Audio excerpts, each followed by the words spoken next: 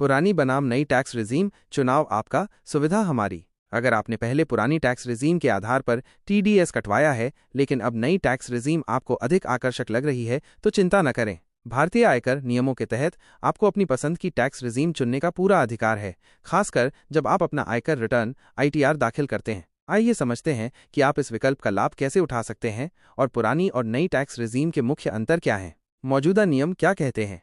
आयकर कानून वेतनभोगी कर्मचारियों को अपना आईटीआर भरते समय टैक्स रिजीम बदलने की अनुमति देता है। भले ही आपके नियोक्ता ने पुरानी व्यवस्था के अनुसार टीडीएस काटा हो, आप आईटीआर फाइल करते समय नई टैक्स रिजीम चुन सकते हैं। यदि आपने नियोक्ता को कोई विकल्प नहीं दिया है, तो आपको डिफ़ॉल्ट रूप से नई टैक्स रिजीम में माना जाएगा। यह नियम उन लोगों के लिए एक बड़ी राहत है जो साल के अंत में अपनी कर देनदारी का आकलन करने के बाद नई व्यवस्था को बेहतर पाते हैं।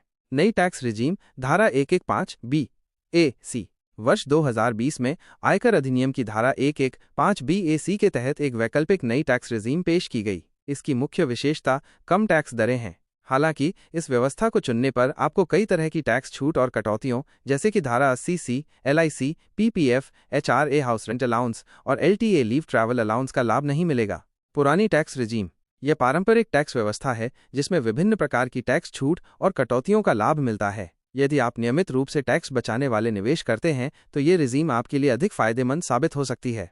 कब और कैसे बदलें टैक्स रिजीम। यदि आप निर्धारित समय सीमा के भीतर अपना आईटीआर दाखिल करते हैं, तो आपको अपनी पसंद की टैक्स रिजीम चुनने की स्वतंत्रता है। समय पर आईटीआर दाखिल करने की अंतिम तिथि अधिकांश वेतनभोगी कर्मचारियों के लिए 31 जुलाई है। महत्वपूर्ण ध्यान देने योग्य बातें।